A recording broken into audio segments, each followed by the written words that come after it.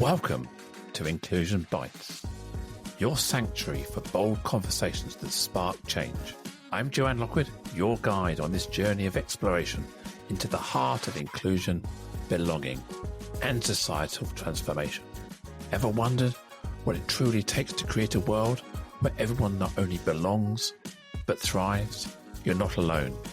Join me as we uncover the unseen, challenge the status quo, and share stories that resonate deep within.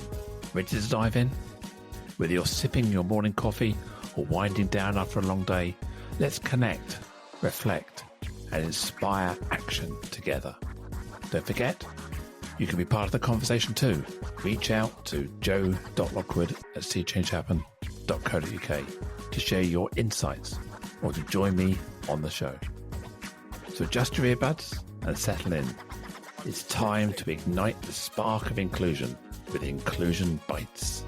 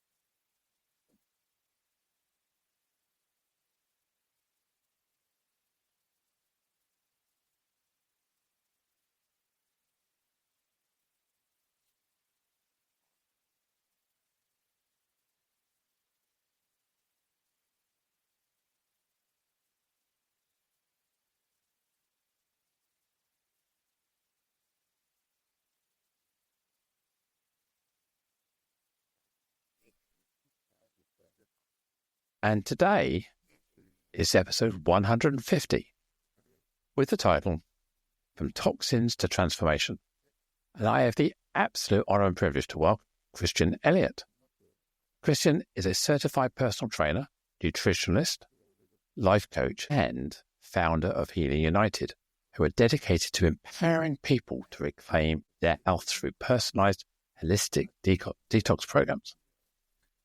When I asked Christian to describe his superpower, he said it is simplifying complex health concepts into actionable, transformative solutions. Hello, Christian. Welcome to the show. Well, hello to you, and thank you for having me. Pleasure. Am I right in thinking you're based in Florida?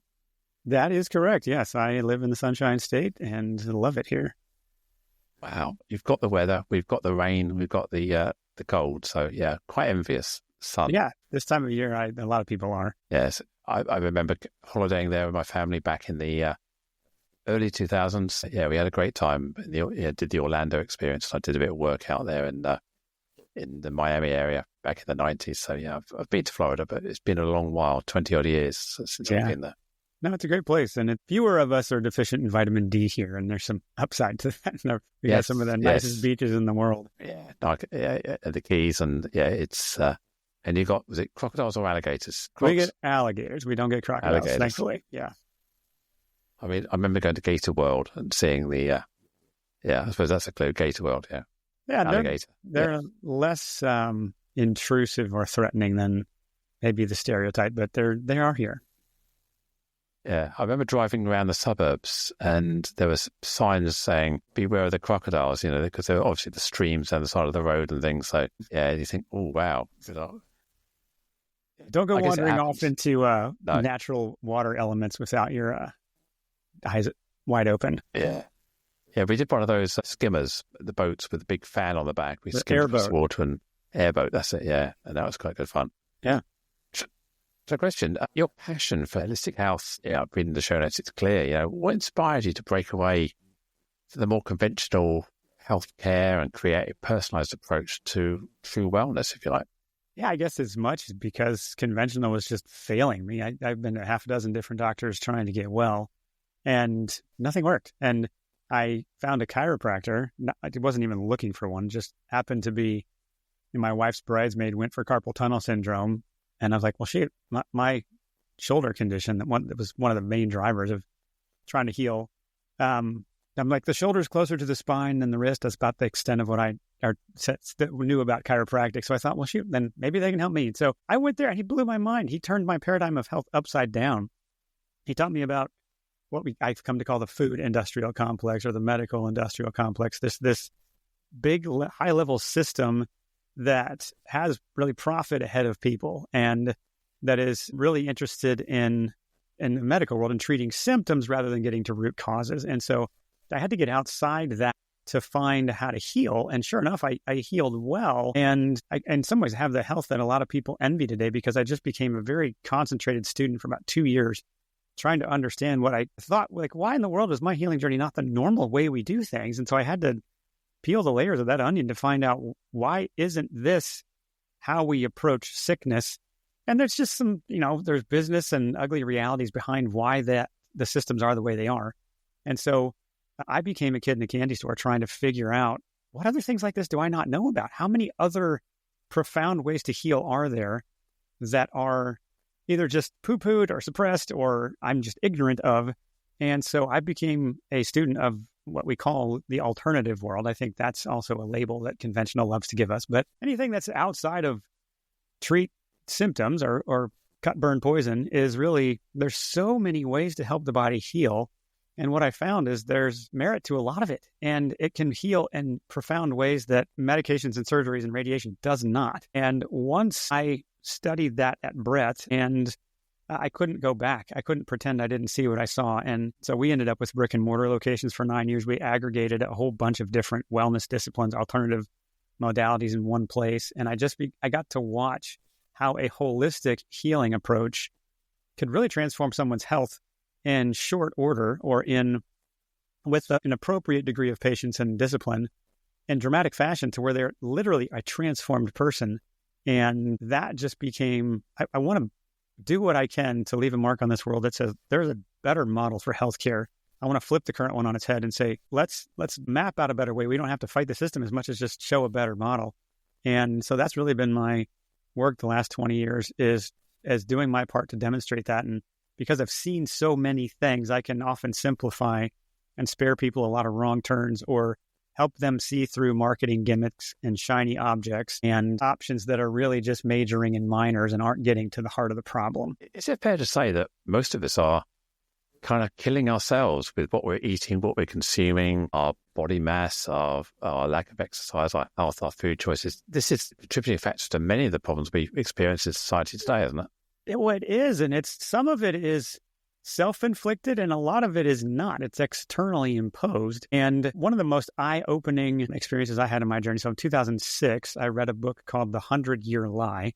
So he's retracing from 1906 to 2000. So he starts with the Pure Food and Drug Act, which basically birthed the FDA and this idea that we would have pure foods and pure drugs. And the slogan, better living through chemistry, kind of came into vogue as we were going to use chemistry and reductionist thinking and a pill for every ill to solve all of our problems, and chemistry would make everything better.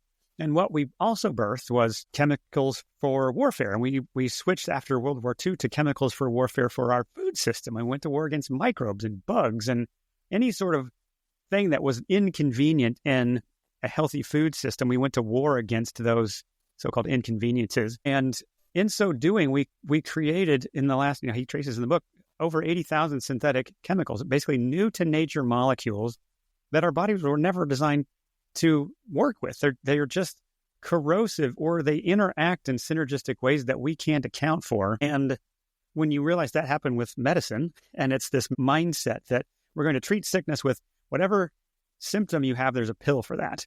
Rather than saying, where did the symptom come from? We're just, in the really monopolistic healthcare system was built on that foundation of standardization and symptom management. It sounds maybe somewhat cynical to say, but kind of the model or the motto of conventional healthcare is a patient that's cured is a customer lost. And so it's meant to keep them on a treadmill of services, if you will, of really, it's funny to think about it, but the word pharmaceutical actually comes from the word pharmakia, which means witchcraft or sorcery.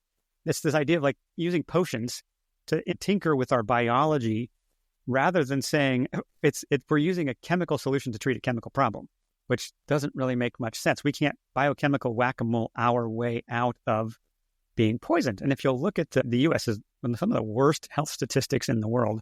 We are free-falling in our health here, and such to the point that, in 1930s, about 7.5% of the population had a chronic health condition. Today, 6 out of 10 people have at least one.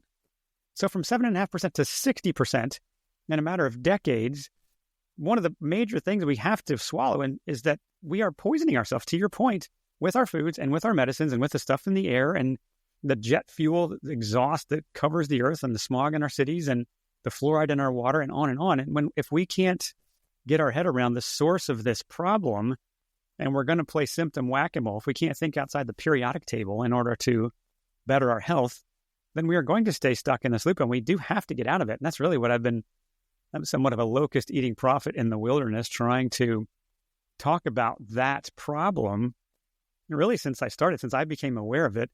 And so here we are full circle to 20 years later, 19 years since I read that book.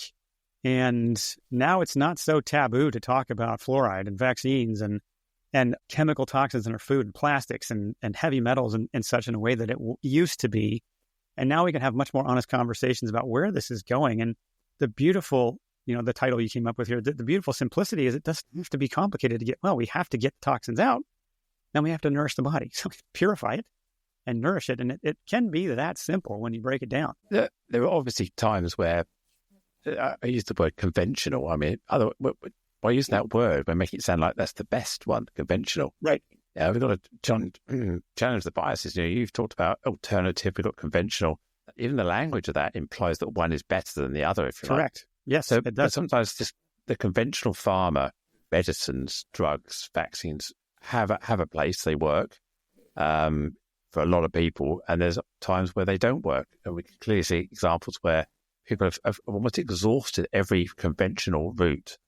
And then the alternative medicine, the alternative treatments, a remarkable way of stepping in at that point. They do. Well, and I'll even back it up one frame just to where you started with the what we have in Western societies, and in particular the U.S., is we have linguistic handcuffs. The so-called conventional model has claimed for itself the exclusive rights to use words like cure, treat, prevent, mitigate, or ameliorate, and everything so-called alternative is not allowed to use those terms. So I literally cannot say to you that water prevents dehydration or could cure dehydration, because I'm now making a drug claim about a natural product, and that's a no-no. And so the language police and the linguistic handcuffs that the so-called alternative world is in, that was also chosen. They chose to claim we are conventional, we have science, and be careful, anything else. If you don't follow what we do, you're off the reservation, and this is dangerous. And that was intentional to seep into the culture, the mindset, the taking ownership for your health, or exploring things outside of literally cut, burn, poison. It sounds barbaric to say, but that is the model of healthcare that is called conventional. Poison your body into submission. If it's not working, cut parts out. And if you got something significant, we can radiate you, we can burn you and burn that part of your body in order to help it heal. And the basic logic of that doesn't handle a stress test very well. So why is that conventional? And when you can recognize that, that's the model, and you rewind the history of it to figure out how it was set up and who set it up and why, and how they wove into legislating themselves into the title of conventional and corralling the medical community into this licensure standard of care, and who was on the in club and who's out, that system was set up to control things. So us in the alternative world, we have to figure out how to say, well, this helps the body heal. And it doesn't cure, treat, or prevent anything, but it can help empower different systems of your body to function more optimally. And in truth, that's actually what we're doing. We're not treating or curing or preventing anything. Guess what does that? The body does that. The body is what heals itself. The intervention doesn't. And so then it becomes, to your point, what things, what interventions, what modalities, what things can I swallow, assist the body in functioning more optimally? And you can also ask the question, what keeps the body from optimally functioning? What keeps the body from being able to heal? Why do we have these kind of situations in the first place, because they're typically a product of very prosperous societies where we don't have to connect with the land anymore. We don't know where our food comes from, and we're detached from intuition. Then we've outsourced our health to people who have the title expert. And as if because we don't have education in pharmacology, therefore we are not qualified to manage our own health. And so there's this pedestal we put doctors on as if they have the answer. And in any discipline, doesn't matter whether conventional or alternative, they have a sliver of what health really is in their specialty. I've come to call specialists partialists now, because I think it's more accurate to what they know the tiny part of the problem. And when you can break that spell and think holistically, gosh, it's so much easier to find your path to healing. There's a learning curve to it, but sure enough, it works. And that's really the work I've been about for a long time now. As a patient myself, put myself in the patient's shoes, I expect the medical professionals, pharmaceutical producers, chemists, whoever they are, to give me certainty. I want to know that I can be cured. That's what I want, don't I? Sure. And that's what I'm looking for. I'm looking for the holy grail. I want immortality. I want invincibility. I want to know if it hurts, you can stop it. If I've got a tumor, if I've got this, I've got that going on, I want to know that what you're going to do for me is reassure me that I will get better if I can. And I think what you're saying is the healthcare industry have the monopoly on the phraseology to give me that assurance. And we've got risk management at play here. We've got who wants to take the risk of you not getting better? Am I insured? Am I covered? Are you going to sue me? There's all these kind of things going on, isn't there? Yeah, the whole model is fear-based. Once you think about it, you don't know enough, so you have to trust us. There are invisible things that might infect you, and you need to be worried about that. And if you don't do the quote-unquote conventional thing now, you're even at more risk. And what lacks in this entire conversation is informed consent. They don't tell you the risks of their treatments. When was the last time somebody laid out for you? So here are the side effects of this medication. Here are the processes that your body runs that it will interrupt. Here's where it's going to throw a monkey wrench in, like for statins as an easy example. The monkey wrench of this HMG-CoA reductase inhibitor, which means basically that's a fancy way of saying there's a particular enzyme that this interrupts when your body's synthesizing cholesterol. And as a side effect of that, your body also can't synthesize CoQ10 anymore. So that can lead to heart failure and several different diseases of the heart. Never mind, we're trying to prevent heart disease with this medication, but we're actually creating a different kind of problem that can lead to heart disease and a weakened immune system and gingivitis and other things. And so what doctor ever lays that out for you when you go to get something to lower your cholesterol? Or how about the question, why is the body making so much cholesterol in the first place? Because it needs it as a raw material to rebuild a healthy cell. So now I'm shooting the messenger and I'm telling the body to stop doing this because there's some artificial test that says your cholesterol needs to be in this particular range or you're at risk of clogged arteries and you're going to keel over at any second. We're back to fear now. And absence of informed consent, it's an oversimplified narrative that doesn't respect the biological processes our body has to run in order to build and sustain health. And because they have the ability to, quote unquote, prevent that, never mind, it's kind of the opposite. Another easy example is the proton pump inhibitors for acid reflux. They turn off your body's stomach acid. Well, think about that for a second. What do you need stomach acid for? To digest your food. Now, how do you break down your food without acid? How do you get rock minerals out of your food without acid? You don't. And so if you don't get it out of there, where does your body have to find it? In your bones. One of the side effects of proton pump inhibitors is hip fractures. Why is it a hip? Because it's the most load-bearing joint of your body. It's the one that your body pulls minerals from it, and eventually that bone cracks because it was deficient in minerals because it couldn't get it out of your food. But the system doesn't tell you that when it's just promoting this one idea, and it's on us to realize how the system functions and find the people who can teach us what our options are in a way that lays it out where you go, okay, now I feel informed. And to your point, I want to know that I'm going to be cured. I want to know that you can make the pain go away. I want to know you can cut the tumor out. Well, yes, with the right painkiller, you can flip a switch that tells your body, stop communicating that message to me. Make it go away so I can't feel it. Doesn't mean you did anything to get at the source of it. And now you've interrupted another physiological process and shifted your body into figuring out some other way to communicate with you that there's still a problem here. That's called side effects.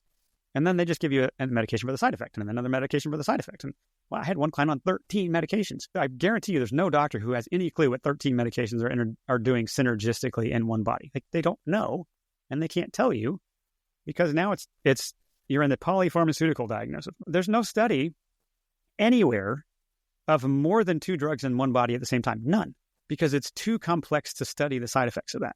There's some that you can tell these 2 drugs don't interact well together, and so there's some 1-to-1, but 3 or more, clueless. And this guy's on 13. And that's just a shame that his doctors never gave him the informed consent to see where this goes. If we give you another one and another one and another one and another one, that's where people end up. And without that information, how are you supposed to make an educated decision? You're not. You're supposed to blindly trust. Yeah. And you've raised an interesting question that's going through my head right now. It's easy to get onto these medications, these drugs. It's not so easy to come off of them. So listen to your feet there. I take omeprazole, which is a proton pump inhibitor, for quite strong acid reflux, which is causing me esophageal spasms and things. Oh, wow. I'm on statins, which apparently are good for my heart, but also... I did not know this, by the way. Yeah, to avoid also chronic CKD, chronic kidney disease. Yeah. I'm also on, what else am I on? I'm on 2 sorts of blood pressure medication. They operate differently. One is called ramipril, and the other one called is some really long name beginning with L that I can't pronounce. So one of them isn't good enough. And at what point can I go back to my GP, my doctor, and say, hang on a minute, I've been on these now for years and years and years. Do I still need to stay on them? And the basic response is, well, if they're working, just keep doing them. And I want to know, can I get off this? Do I have to take all these medications? Because I have to declare these on my health insurance, and I have to declare them on my travel insurance. And they're loading me because I'm on this medication. Do I still have potential CKD, kidney disease? I don't think I do, but I'm on this stuff now forever. So yeah, it's really interesting that we get on them. How do we get off them? Yeah, but that model isn't even interested in asking that question. Doctors aren't trained in deprescribing.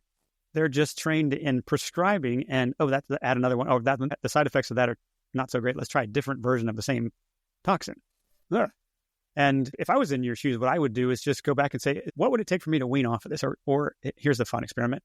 Can you tell me why I have, let's say, acid reflux or high cholesterol in the first place? Ask that question. And what you're going to find, you probably get 1 of 5 answers. It's genetics, it's stress, it's aging, it's I don't know, or it's all in your head. You're probably just making up that, and you should probably talk to somebody because you need to see a shrink now. That's the breadth of the best answers 95+% of medical doctors are going to give you, because that's how they're trained to think. And they're wooed and groomed in this idea that they are the authority and there is no higher, better option. And they use the term idiopathic, which has funny root, idiot. They have this idea that we don't know what the cause of this situation is. That's the definition of idiopathic is unknown origin. So you have a disease of unknown origin, which is, to me, is a cop-out. It's the lazy answer to why did this start in the first place?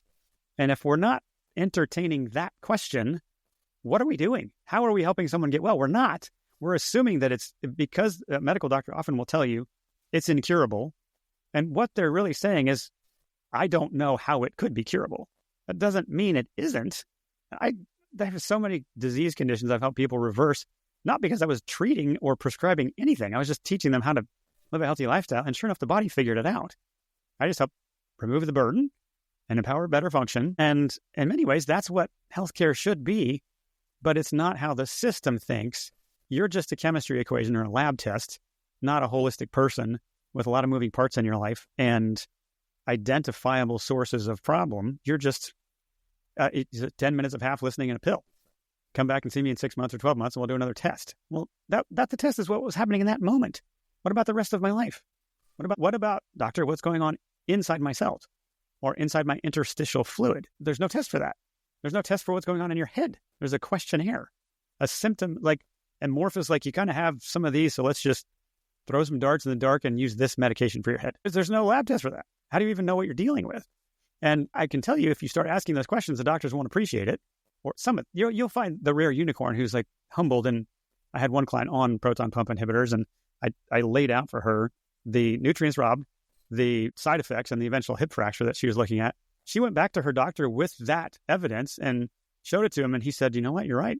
We're going to have to get you off of this. But it took the patient pointing that out to the medical professional and kind of cornering them in the end state of where that goes before the doctor was, in that case, humble enough to say, yeah, we have to maybe get at the root of this. And this as a long-term solution is going to lead to other problems. Where was that informed consent at the beginning of prescribing that? There wasn't any. So anyway. One of the BP meds I'm on actually has a proven side effect of causing chronic kidney disease or early stage. It has an effect on the kidney, so you can't overtake. I think it's Ramipril is the one I'm on, whatever that the generic name is. So I know that I'm taking the statins because the Ramipril has effectively impacted my kidneys. I've got to be careful that. And I've lost a lot of weight recently. I've lost over 6 stone in the last couple of years. Stopped drinking a couple of years ago. So I'm actually wanting to get a pathway off of some of this stuff. Hopefully my blood pressure will normalize. Now I'm living more health, less body mass, no alcohol. So I'm hoping that I can wean myself off. But how do I wean myself off of BP meds without going cold turkey and saying, because these all have a half-life, don't they? It's not like you stop taking them and then tomorrow you have to wait potentially weeks for them to come out of your system to get the true zero effect of them. And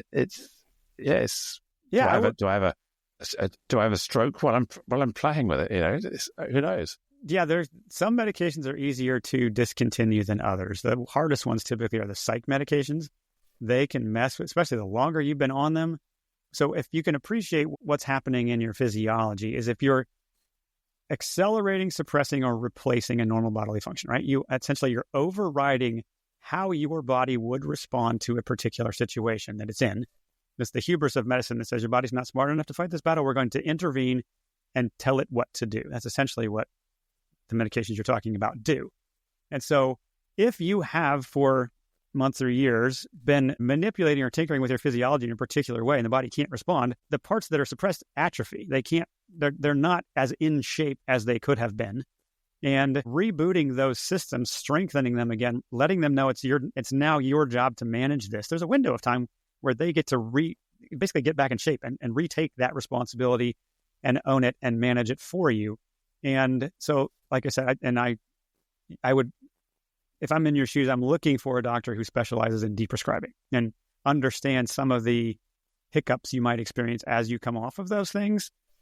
And then for yourself, just brace for impact, like buckle your chin strap and recognize that some of the work you'll do to get off these, there's going to be, as you shift your physiology, maybe some interruptions that are a little unpleasant. As your body cleanses these things, as to your point, as the half-life of these medications, as they come out, it's funny to say that, but they're toxins. They need to be purged.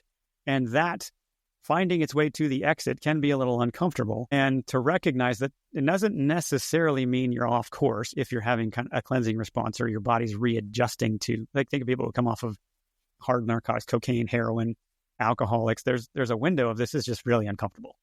And I'm doing this so that my physiology can reset and be in charge of its own processes again.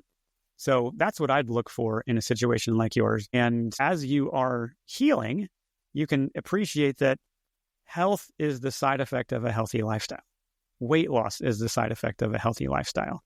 Better sleep, better mood, better energy. Those are all the side effects. It's the compound effect of the right habits carefully chosen. And often you can accelerate that with a good cleanse, and you can accelerate that with nourishment of food and water and hope and movement and so on. And your body retakes the ground that it has lost because you're working with the first principles of health again, not working with a suppression of how your body's responding to something and trying to communicate, this doesn't feel good, I need some help here.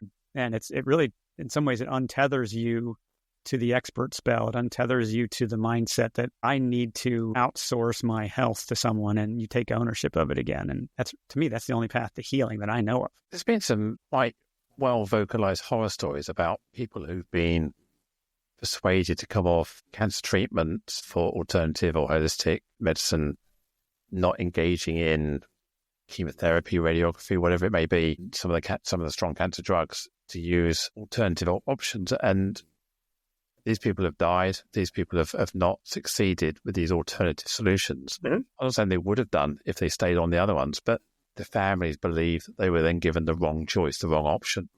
And there's always this see, this is what crazy alternatives are saying. Mm-hmm. We need to go back to the science. So how can we reassure people Because there are no FDA trials on a lot of this holistic and alternative medicines, or are there?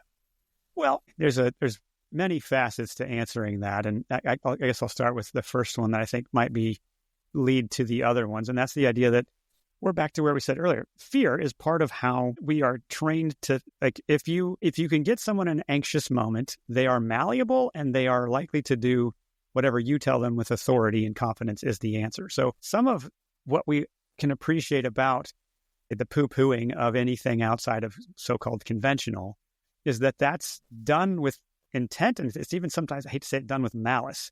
It is done to make sure that we tell the stories the way we want them told, to continue to keep the profits and keep people thinking a particular way. And so what they don't tell you is all the stories of people that got killed by the chemo, or that didn't get any better, or that didn't have any quality of life. And that they don't, in the drug commercials that we get to play here, there's only 2 countries left in the world where drug advertising is legal, the United States and New Zealand.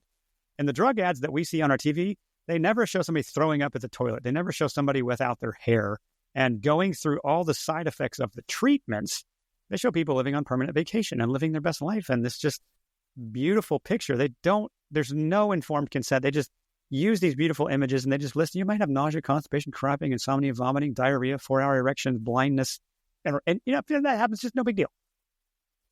And so that's one, it's truly uninformed consent, but it's a system interested in its own interest. There's a great documentary called Pink Ribbons.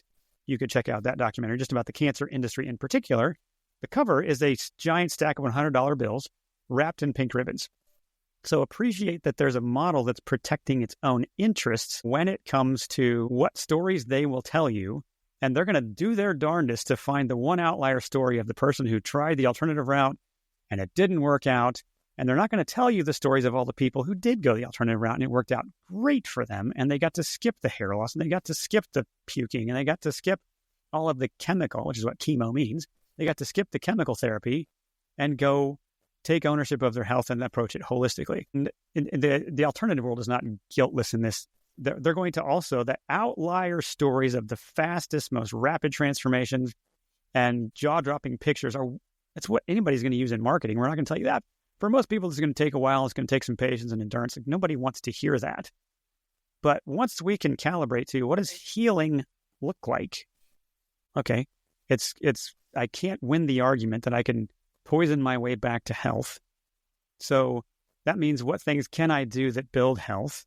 Then here's another. There's no silver bullet when it comes to healing. There's no silver bullet when it comes to treatment either. But when it comes to healing, your health is not about one thing. All I needed to do was sleep and I got my health back. All I needed to do was drink this particular water. All I needed to do was eat this one vitamin. It's not that. It's many things. It's hydration and nutrition. It's mind and emotions. It is exercise and movement. It's sleep and rest and play and meaningful connection with other people, restorative disciplines that boost the body's ability to heal. And it's managing stress. That's how healing happens. And you can't get that in a brown bottle with a white lid. It's not how health works. We'd love it if it would be that way, but it just isn't.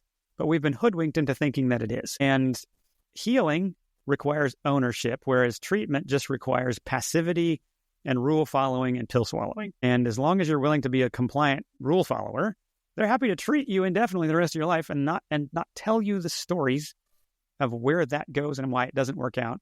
And they'll just highlight anything to scare you back into their model. That's the system we live in.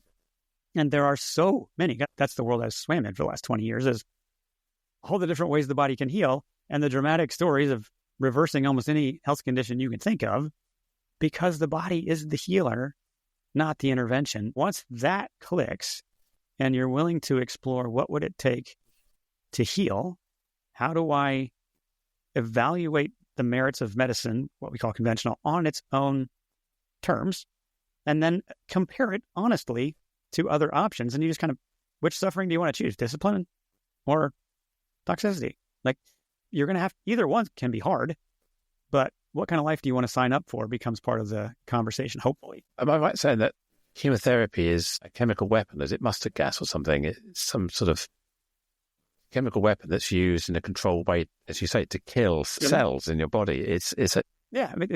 Chemotherapy means chemistry, chemical. And essentially what chemotherapy is it's chemical therapy, and it's a poison that the idea is we're going to target this as best we can and poison the cancer cells, poison the part of the body that we don't want to be growing and know it's going to do some collateral damage and poison other cells. That's why you have all these gross side effects, because everything's poisoned. But the hope is that we poison enough of the bad cells that the body can then get back in front of it and kind of reassert itself and maintain health. And that's, I mean, they can do surgical, like you can get around the perimeter and inject particular parts and try to target it right at a tumor. But here's the problem. You puncture into the body, into the tumor. What happens when you pull the needle out? There's a vacuum, and you just pulled what, if cells are already metastasizing, you've just littered them into the rest of the interstitial fluid, circulatory system, and lymphatic system. And now you've spread that, hoping that you're just playing the odds that you can kill more than you harm and hope it works. That's chemotherapy. It's chemical therapy. And if you want other options, if you want to place your bets on the body healing, then it just requires, there's a learning curve. And there's experimenting. There's no one thing that works for everyone, but there are things that work really well. And it's finding how you use them in your situation. And that is just, it's not a conversation medicine is interested in having. I happily stand toe to toe with any doctor and reason with them, but they often don't like what I have to say, because I'm, in some ways, it's questioning their entire profession and the methodology behind it. And I will tell you, there are some great doctors out there who really do embrace this, and they know where their profession is kind of weaponized against the populace or where their limitations are, and they use their license to help people heal. There are great doctors out there, but I'd say they're more the exception than the rule. And if we're going to heal, we want to think about the puzzle differently and come from what we call a healing paradigm, which places primacy on the body's ability to heal, rather than on the intervention to do all the work. You were saying just now about the US and New Zealand are the only two countries in the world that allow advertising of pharmaceuticals on mainstream television, etc. Is the American healthcare model and the way it's structured unique in the world? Because, you know, some things you're saying around the pharmaceutical industry don't resonate necessarily with me as a Brit from the UK, because our model is NHS, it's all institutionalized in that way. No one can sell me drugs directly. I don't feel under pressure to consume medication. And I believe, although I could be wrong, that our doctors are not sold to in the same way at a GP level, maybe at a national level, but they're not targeted at a local level to buy favorite drugs. I mean, is it a Netflix documentary about oxytocin, was it? The painkiller? Yeah. And the whole model around targets and selling, and people were being persuaded to consume more of this medicine that was killing them. I don't see that model here. Is that a difference between the pressure you're feeling in America and the US versus maybe a European model? Yeah, I think that to me, it's the same system manifesting itself in two different ways. So one, you have a centralized conventional versus a theoretical idea that we can navigate conventional ourselves. And so, yes, there are key differences, but at the end of the day, it's still allopathic medicine that your health system is built on. Same thing in Canada. They have allopathy has won the day and claims the title conventional. And so now it's just standardized that these are the things that we do. And any doctor that wanders outside the protection of so-called standard of care can lose their license. They're not following what the system is set up to do. Then you've more or less created a system where what gets paid for is conventional. So we have more options to pivot and try unconventional things, but you don't have to sit through the barrage of all the advertising and attempting to woo us into a particular model of healthcare. We just have the largest advertisers on all mainstream media. 50 to 70% of their advertising revenue, more in an election year, comes from pharmaceutical companies. So they get to dictate content, they get to dictate culture. And that is part of what we swim in here. But in the UK and Canada, you've skipped ahead of us, and you've just made that model standard for everyone. And now you just pay for it with your tax dollars. You now pay for people to tell you this is the only way. And so there's upside and downside to both, where you theoretically all the services you get are covered, yet that's like us subsidizing the crappiest food that you could possibly eat is one of the things we do here. And we've made garbage food-like products subsidized so heavily that they're the least expensive for the consumer. Well, that was a plan. And so now we're eating the worst food, and paying for it with our tax dollars. You're getting the worst healthcare in some ways and paying for it with your tax dollars, and it's, okay, it's free, but you already paid for it. And it's the only option typically that you're going to be presented is this one model. And so in some ways, it may be harder to break out of that. Our insurance world here is set up to cover pretty much everything medical, allopathic, and rarely covers all the alternative stuff. And that's my wife and I, my family, and most of the people that I'm friends with are in our alternative circles. We're just used to paying out of pocket for any healthcare we actually need. But here's the fun part. We hardly ever have to go to the doctor. My health insurance is my food. My health insurance are my habits. My health insurance is what I know about health. My kids have never been to the doctor in maybe the last 10 years. Longer than that. Unless there's some sort of emergency, they need stitches or whatever. We have no use for that system. So our tax dollars don't have to go to that, which is the beauty of it. I'm not paying for a system I don't use. And in your world, you do, whether you use it or not, but you're still here's all the medications they're going to give you. Did they tell you about chiropractic and acupuncture and 40 other holistic disciplines I could mention? No, probably not. And it's a shame that that's how the system's set up to work. It's just keep people in this cycle on this treadmill of regular visits, regular tests, regular medications, and we'll see you in 6 months and we'll do another test and tell you which medication to take. Is that healthcare? Yeah. I think the other challenge maybe in the UK, just giving a perspective that's coming into my head, is that I go and see my GP and it's covered, it's free, don't pay extra for that. I need to go to the hospital, it's covered, it's free, whatever it may be, don't need to pay extra for that. If I go homeopathic, alternative, that's on the clock, isn't it? I'm paying. Suddenly I've got to fork out for something that I consider is free. Yeah. Even going to a homeopathic outlet for medicine and pill and vitamins or whatever I'm going to buy, I have to pay for that. With my prescriptions, I get a fixed price. I've got a prepayment card. All my prescriptions are covered. If I've got certain health conditions or certain age, they're all free. So suddenly I've got to start paying for something that I consider to be a free right in my society. That's the barrier as well, isn't it? It is. Well, let me give you another historical window into what you're talking about. So there was an era in the late 1800s, first half of the 20th century, so early 1900s, in this country where we had a very, very robust set of what you could loosely call mutual aid societies, where it's largely immigrant focused. So people with a particular plight, shared values, they'd come to this country and they needed a safety net. They needed some sort of place to land and build a life.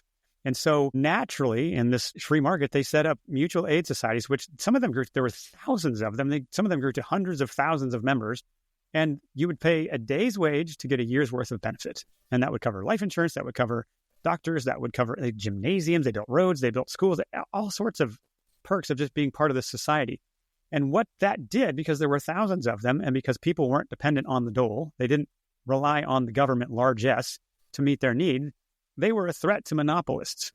And so what monopolists did was basically legislate and infiltrate those and force them out of existence and start making the government cover things just like what you're talking about. So that why would I continue to pay this membership to this mutual aid society when the government's already covering that for me? I can, to your point, I can go see my doctor, or I can pay out of pocket for a homeopath. Well, why would I pay money when I have a doctor now? That was intentional. And that system is set up to keep you thinking the same way or feeling the same way or feeling the hit in your wallet so that you don't explore health, and they can keep you on that very profitable treadmill indefinitely, so that there's a concerted effort, whichever model you're talking about, to make sure things are centralized and that you follow and know one way. Yeah, I'm just thinking, if I was diagnosed tomorrow with something serious, something significant, something life challenging, I would be under an enormous emotional family pressure to follow the conventional. Yeah, you would. Most likely. I would feel obliged mentally in my own head to go conventional, because at what point do I want to put my chips on the table and go all in on something that is alternative when everything is telling me conventional is the way? It is only when conventional gets exhausted and it no longer delivers anything that I'd feel comfortable going alternative. But I wouldn't go alternative to start with, because the bias in my head says I'd be crazy because of everything I've been told. How do I break out of that? Well, you recognize that you're in a trance, for one, and that simplicity that one is treatment and override the body's abilities and nudge it to work particular ways, which always have side effects. That's statins, proton pump inhibitors, like we talked about. Chemotherapy is no different.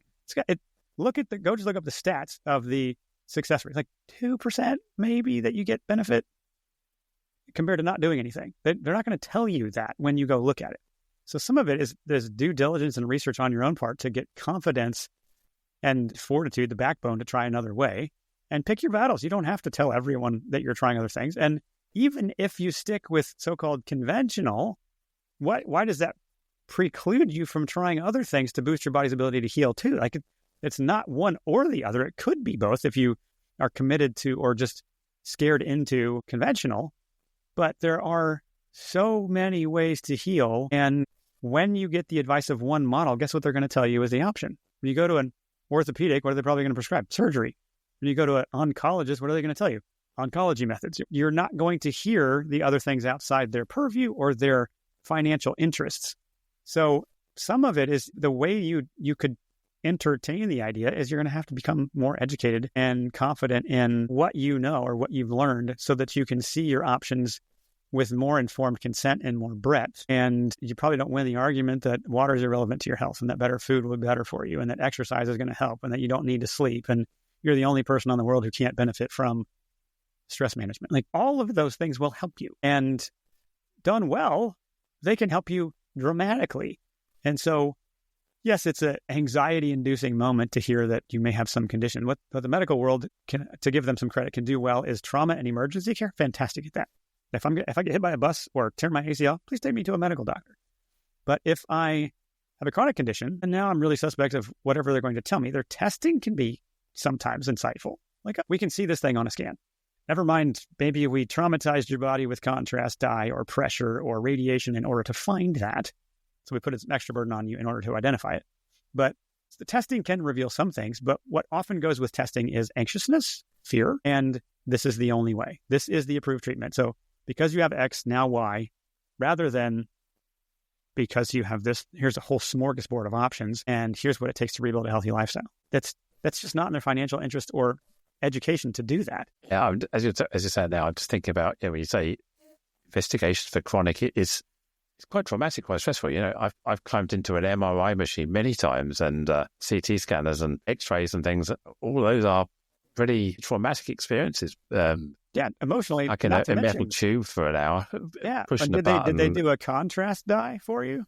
Did you ever have that? I've had a contrast dye. I've had a swallow barium? A barium swallow, with a marshmallow, and they chew it and they then great. use the X-ray on that. Yeah. Gadolinium is the contrast dye, and that's a heavy metal that's toxic. And barium is radioactive material. It is. That's how it glows. Because it's easier to see that on their scan. Did they tell you that this is a toxic metal or that barium is radioactive? I knew that. I didn't ask because I knew. That's how the X-ray works. It measures radiation. So I gotta put radiation in me to get healthier. I gotta swallow a toxic heavy metal in order to boost my health and find out how to heal. Maybe. But in the MRI, they injected, another indicator into and you could feel it in your groin. It feels like you're wetting yourself. Yeah. So all of that. I had all that. That's the system. And when you choose to engage in the system, you can't be angry that you get what the system will offer you. That's all they're going to offer. And if there is a different path you could go, then it's I hate to say it's on you to find it. It's because they're not going to, here's all the side effects and this is why it might not be good for you. And here's some other ways you can heal. And you go to a chiropractor and ask them to promote that. They're not going to do it. Go to a medical doctor and ask them to promote chiropractor. They're probably not going to do that either. But both can be, there's some merit somewhere in there, and it's on you to find it and to recognize the risks and the downstream effects of some of the things they're telling you to do. Once you see that, you can't unsee it. And then it's personal responsibility and choice and so on and so forth that gets in the mix of how you choose your healing path. Yeah, I know enough people who have used complementary alternative medicine, how you want to describe it. My mum, for example, she was developing arthritis in her fingers and other joints, and she became a pescatarian. So she effectively abandoned meat, red meat, white meat, whatever. And she eats a lot of fish, oily fish, and I'm not saying she hasn't gone into, she hasn't reversed the effects of the arthritis she had, but she's certainly now able to live more comfortably. And I and my mum also, we only drink decaf coffee now because I realised what caffeine was doing to me.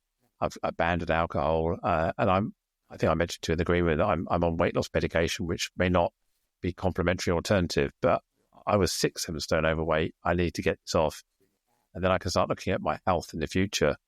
Because a lot of things, I think what's going on in my body at nearly 60 years old is as a result of being significantly overweight for most of my life and having a toxic relationship with alcohol. So taking some of that out of my body, and some of the slimming products is basically sludge. Low-fat food is basically sludge, isn't it? They have to chemical sludge. You take out fat, and you have to satiate the body with something else, and so they just put in fillers and starches and things to try to replicate the enjoyment we get out of fat. I would tell you confidently, fat is not your enemy if you're getting good fat. If you're getting vegetable oils or seed oils, trans fats, that's rotting you from the inside. But good coconut oil, olive oil, animal fats, butter, cheese, those are great fats. And I would also argue good fats from red meat and healthy, pasture-raised chickens and so on is also great. But yeah, nutrition's another long conversation perhaps, but that is, you can, the more you clean up and reduce things like you talked about, you take away some of the crummy foods, you take away the alcohol, you get rid of some of the toxins that are just mucking up your insides, of course your body's going to feel better. Of course you're going to lose weight because you're getting at the source of the problem. And toxins are stored in fat cells. So if you're overweight, guess what? You have a toxicity problem. And that's how you get rid of the toxins. Sure enough, you lose weight. It's weird. Because your body, you can reduce your calories really low, but if you're still toxic, the body can't let them out because it can't get them to the exit. So reducing your calories. Make sure the calories you are consuming are good calories. Correct. They're nutritious calories. Yeah, you're not infected with parasites that are eating all your food for you. That's another conversation. So there are things that prevent good habits from bearing the fruit they can. And once you get your head around the basics, it's so much easier to heal. But everything you said, I'm buying into it. I completely. I'm not saying I need to persuade you, but I've already worked out in my own head that, as you say, chronic conditions, doctors can't fix chronic conditions. They basically say, well, you're going to have to live with it. You're going to have to sort of deal with it. There's no pill, there's no medicine. It just is. Yeah. As you say, if I'm in A&E, I've had trauma, I've got something really seriously broken, it's life-threatening, yeah, you're right, they fix it. Chronic, they're scratching their heads, they're prodding, they say, try this, try that, see what happens. But how do we take everything you're saying and rebrand alternative or complementary in the mainstream and push against the tide of the pharma industry, the medical model, all the things you've been talking about? How do we create that change in people's minds? I don't know a better way than education. And it occurred to me many years ago that fighting the systems, probably it's like punching the wind. I can be mad at it, or I can just go to work and try to build a better model. And so that's really what I've been about. And the way that we choke out this, let's just say, destructive way of approaching health is just not spend our money on it and not spend our time on it. We feed it by going to it. Well, what if we stop? Like if everyone stopped using your public health system, the doctors would go out of business. There's nobody to treat. And so I don't think we're going to get there tomorrow. But as more of us just say, I opt out, I'm not going to participate in this system, it loses its life force. So I think we just demonstrate a better model by saying, I'm going to take ownership of my health. I can't make sense of poison my way back to health. So let me just level up my food, my habits, and my inputs. And sure enough, that's where health is found, and it's very attractive because it's life-giving and it feels good, and you get back in control of your own mood and your own energy and your temperature and all the other things that have been taken from you by continuing to participate in that system. So the short answers are educate yourself and opt out. That you can't necessarily in your system opt out of paying the taxes that for a system you're no longer going to use, but what you can do is just, well, that's the system I'm in. Almost like a write-off. Like, well, at least I don't have to engage it. And we did that with public school system. Like, I just can't envision sending my kid to institutionalized education that doesn't meet the needs of my kids. They're individuals, not lemmings. And they have the most robust social life of any kids I know. And they're the most well-adjusted kids I know because, well, we pay taxes that keeps that system going, but that doesn't mean I have to participate. So same thing with healthcare. educate yourself and opt out. That's really how you do it. It's been an absolutely fascinating conversation for the last hour and a bit before in the green room. And I'd love to catch up with you and talk about the dietary side as well as the pharmaceutical side at some point in the future. So how can people get hold of you? I'm sure people are really keen to read more about your work and your programs and things. Well, thank you so much for the kind words, and I'd be honored. So a couple of easiest places to get a hold of me. So I do have a blog and a podcast called Deconstructing Conventional. So I've given my best pearls, and I continue to learn, and I'll continue to pump out shows. But if you want to go deeper into nutrition and so many other topics, I have podcast episodes on many of these things and some fascinating interviews as well. It's called Deconstructing Conventional because it started with the idea of can we deconstruct how we came to call this model of healthcare conventional? So episode 2 just lays out some of the history of that. So you can check out the show on pretty much anywhere you find podcasts, Deconstructing Conventional. And I also have the collaboration I'm a part of right now is called Healing United, which is myself and other doctors and coaches who really look at health holistically. We're building the model to replace, we're the rebel renaissance, if you will, to replace that just by saying, you guys get to pick. We think this works better. And so our main focus is on 2 things. It's purifying the body and nourishing it. It's on taking out the toxic load and nourishing the body back to health. So you can find out more about that in our detox programs at healingunited.today. Instead of .com, we picked .today. Just we want a sense of urgency. Let's get on with it already.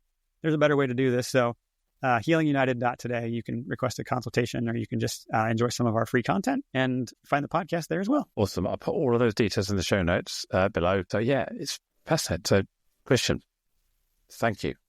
Thank you. It's been great being here.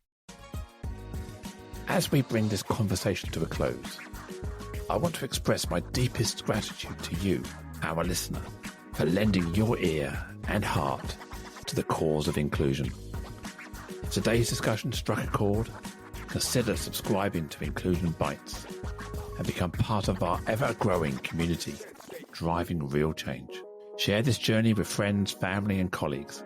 Let's amplify the voices that matter. Got thoughts, stories, or a vision to share? I'm all ears. Reach out to joe.lockwood@seechangehappen.co.uk and let's make your voice heard. Until next time, this is Joanne Lockwood, signing off with a promise to return with more enriching narratives that challenge, inspire, and unite us all. Here's to fostering a more inclusive world, one episode at a time. Catch you on the next bite.